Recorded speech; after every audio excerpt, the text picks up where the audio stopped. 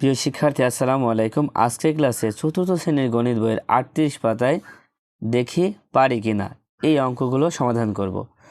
তো প্রথমে দেখো 1 নম্বরে আছে হিসাব করি। দেখো এখানে যোগ এবং বিয়োগের অঙ্ক আছে। আমি জানি তোমরা যোগ বিয়োগ করতে পারো, সেই জন্য আমি আর করলাম না, শুধু এখানে উত্তরগুলো করে দিয়েছি। তোমরা আগে নিজেরা চেষ্টা করবা, তারপরে এই অঙ্কের সাথে মিলিয়ে নিবা। আমি 2 নম্বর থেকে অঙ্ক করা শুরু করব। দেখো 2 নম্বরে আছে মিনুর কাছে 15,570 টাকা আছে, তার বড় ভাই তাকে 2,200 টাকা দিল।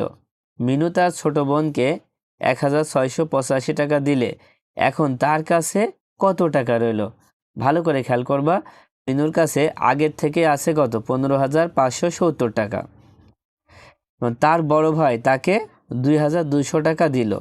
দেখো আগে ছিল 15,570 টাকা, বড় ভাই দিল 2,200 টাকা।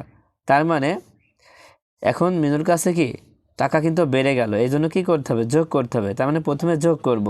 দেখো মিনুর কাছে যে টাকা ছিল সেই টাকা থেকে তার ছোট বোনকে 1,685 টাকা দিল। তার মানে যখনই তার ছোট বোনকে দিয়ে দিচ্ছে তখন তার কাছ থেকে আবার কি কমে যাচ্ছে। ভাই যখন দিচ্ছে তখন কিন্তু তার বেড়ে যাচ্ছে, বাড়ার কারণে যোগ করতে হবে। আবার যখন সে তার ছোট বোনকে দিচ্ছে তার কাছ থেকে কমে যাচ্ছে, তখন আবার বিয়োগ করতে হবে। তার মানে প্রথমে যোগ তারপরে বিয়োগ। তাহলে দেখো প্রথমে তো এখানে যেভাবে আছে আমরা সেভাবে করব। তো প্রথম কাজ হচ্ছে এই দুইটা যোগ করে নেওয়া। তো যোগ করে ফেলো। দেখো প্রথমে লিখব 15,570 টাকা, তারপরে মাঝখানে একটা যোগ চিহ্ন দিব, দেওয়ার পরে লিখবো হচ্ছে 2,200 টাকা। এবার এখানে একটা সমান চিহ্ন দিব, সমান চিহ্ন দিয়ে যা হবে এখানে লিখতে হবে। তো যোগ করে ফেলো। দেখো 0 আর 0 যোগ করলে 0, 0 আর 7 যোগ করলে 7, 2 আর 5 7, 2 আর 5 7, আর 1 বসায় দাও। কত হলো? দেখো 17,770 টাকা হলো। এবার তারপরে কি হবে? দেখো এখন মিনুর কাছে যে টাকা ছিল এই টাকা থেকে তার ছোট বোনকে 1,685 টাকা দিল, তার মানে কমে যাচ্ছে। এবার কি করবা?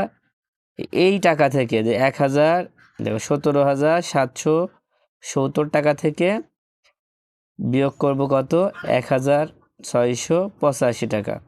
এখানে সমান চিহ্ন দাও। দেখো বিয়োগ করলে কত হচ্ছে? তো শূন্যকে আমরা 10 ধরি, 10 থেকে 5 বিয়োগ করলে 5, হাতে 1, সে 1 8 সাথে যোগ করলে 9। এবার 9 আর 7কে 17 ধরো, 17 থেকে 9 বিয়োগ করলে 8 হবে। এবার হাতে 1 থাকবে, সে 1 এই 6 সাথে যোগ করলে 7, এখানেও আছে 7, তার মানে 7 7 মিলে গেলে 0 হবে। এবার এই 7 থেকে এই 1 বিয়োগ করো, বিয়োগ করলে হবে 6, আর এই 1 এখানে বসায় দাও। তাহলে কত হচ্ছে? 16,085। তার মানে এখন তার কাছে টাকা রইল কত? 16,085। এটা হচ্ছে উত্তর। এবার 3 নম্বর খেয়াল করো। রনি সাহেবের পুকুরে 925টি মাছের পোনা ছাড়া হলো। রনি সাহেবের চেয়ে রাকিব সাহেবের পুকুরে 120টি কম এবং রেজা সাহেবের পুকুরে 187টি বেশি মাছের পোনা ছাড়া হলো। তাদের 3 জনের পুকুরে মোট কতগুলো মাছের পোনা ছাড়া হলো? দেখো এটা একটু জটিল মনে হতে পারে। দেখো প্রথম নাম হচ্ছে রনি সাহেবের, তার মানে রনি সাহেবের পুকুরে কয়টি মাছ ছাড়া হলো? 925টি পোনা ছাড়া হলো। এবার তারপরে বলা হচ্ছে যে রনি সাহেবের চেয়ে রাকিব সাহেবের পুকুরে 120টি কম ছাড়া হলো। তার মানে রাকিবের কম আছে না বেশি আছে? রনি সাহেবের চেয়ে রাকিব সাহেবের কম আছে। কয়টি কম? 120টি কম। সেই জন্য কী করব? প্রথমে আমরা 925 থেকে এই 120 বিয়োগ করব, যেহেতু কম আছে তো বিয়োগ করে দাও। তার মানে 925 থেকে 120 বিয়োগ করে দেবে। দেখো এটা উপরে নিচের হিসাবে দেওয়া আছে, উপরে নিচে করতে হবে। এবার এখানে আমরা বিয়োগ চিহ্ন দিলাম। দেখো 5 থেকে 0 বিয়োগ করলে 5 হয়, 2 2 মিলে গেলে 0 হয়, 9 থেকে 1 বিয়োগ করলে 8 হয়। তার মানে কত হচ্ছে? 805। দেখো এটা কার মাছের সংখ্যা? দেখো এটা হচ্ছে রাকিব সাহেব। আমি লিখে দিলাম যে এটা হচ্ছে রাকিব। ঠিক আছে, এটা হচ্ছে রাকিব, লিখে রাখলাম তো এটা রাকিব সাহেবের মাছ হচ্ছে 805। এবার দেখো রেজা সাহেবের পুকুরে 187টি বেশি মাছের পোনা ছাড়া হলো। তারপর লেখা আছে রেজা সাহেবের পুকুরে 187টি বেশি মাছের পোনা ছাড়া হলো। কার থেকে বেশি? এই রনি সাহেবের থেকে আছে রেজা সাহেবের 187টি বেশি মাছের পোনা ছাড়া হলো, তার মানে এই দুটো যোগ করবে এবার। তো লিখে দাও যে 925 আর আর নিচে হবে 187। এবার কি করবা, যোগ করে দিবা। তো যোগ করে দাও, দেখো 5 আর 7 যোগ করলে 7 5 12 2 হাতে 1, সেই 1 8 এর সাথে যোগ করলে 9, 9 আর 2 11, 1 হাতে 1, সেই 1 1 এর সাথে যোগ করলে 2, 2 আর 9 11। তার মানে মোট কত হলো, দেখো 1112। তাহলে 1112 এটা কার মাছের পোনা, দেখো রেজা সাহেবের। আমরা এখানে এমনি লিখে রাখলাম রেজা সাহেবের, রেজা লিখলে মনে করবো রেজা সাহেবের। এখন এখানে বলা হচ্ছে যে তাদের 3 জনের পুকুরে মোট কতগুলো মাছের পোনা ছাড়া হলো। তাদের 3 জন বলতে কার কার, রনি সাহেব, রাকিব সাহেব এবং রেজা সাহেবের 3 জনের মোট কতটি মাছ আছে। দেখো প্রথমে আমরা এই 3টা এখানে লিখে যোগ করে দেবো, যেহেতু মোট বলছে। প্রথমে রনি সাহেবের আছে 925টি, তারপরে দেখো রাকিব সাহেবের আছে 805টি, আর রেজা সাহেবের আছে 1112টি।